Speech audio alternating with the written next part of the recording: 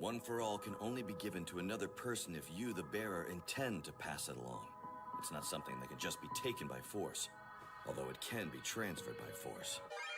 Kind of like this. Here, you have to take it! What kind of example is that? The quirk you now have is unique, and you should know its origin. One for All was derived from another odd quirk, a power that's very old. It used to be something different?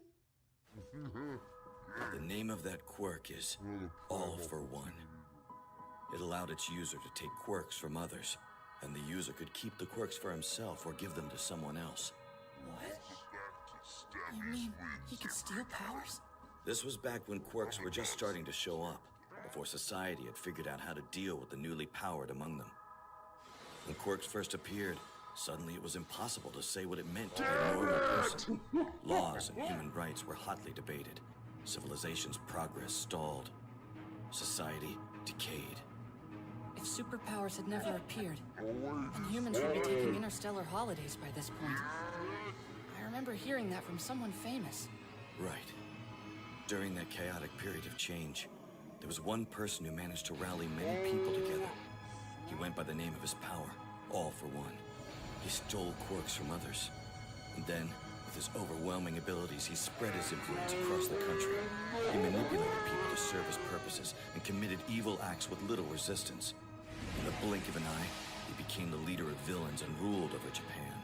I've seen plenty of rumors about this online, sure, but isn't that all just made up?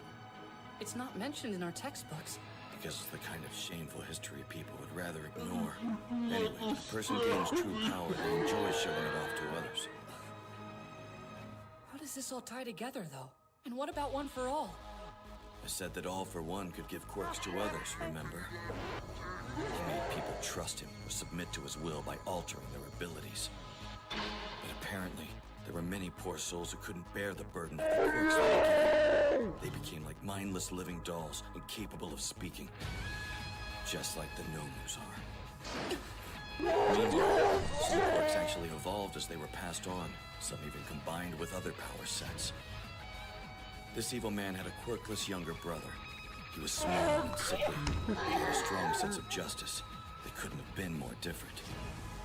It pained the brother to see All for One's deeds, so he kept resisting him.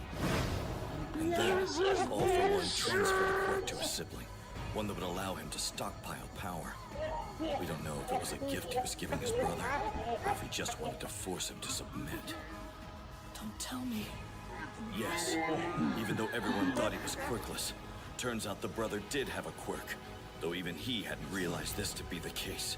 He had a useless power that only allowed him to pass on quirks. And so the stockpiling ability merged with the younger brother's power. And that is how One for All came to be.